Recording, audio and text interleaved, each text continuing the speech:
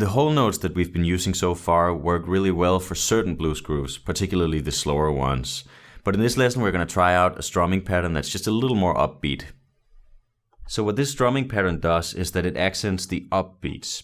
And if you don't know what that means, anytime you have 1, 2, 3, 4, all the rhythms where you're counting are the downbeats. 2, 3, 4, 1, 2. You can see that your right hand is physically moving down, which makes sense why it would be called the downbeats.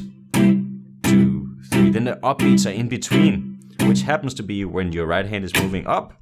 So it makes sense. 1 and 2 and 3 and 4 and on the ends, right? 1 and 2 and 3 and 4. Those are called the upbeats. It can be a little confusing because people will talk about the downbeats as 1 and 3, and the backbeats will be 2 and 4, which has to do with the drums. So just don't get those confused. In this case, we're talking about the upbeats, and those are the eighth notes, or the ands in between the 1 and 2 and 3 and 4 and 1 and 2. And so try and get that down. It can be hard to not hit the strings on the way down, but just make sure you take your time to get comfortable with it. The rhythm we'll be doing now sounds like this: 1 and 2 and 3 and 4 and 1 and 2 and 3. So the only downbeat we're hitting is the first one on 1.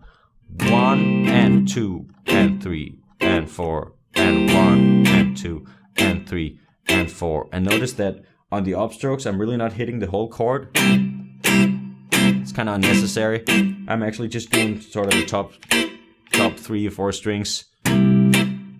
So hitting the bass notes, the bass strings on the downbeat, 1 and 2 and 3, and the top strings on the upbeat, 3 and 4 and 1 and 2 and 3. So that's the strumming pattern. Now let's try it out with the backing track. We're in the key of C, so find your 1, 4 and 5 chord and play along with me.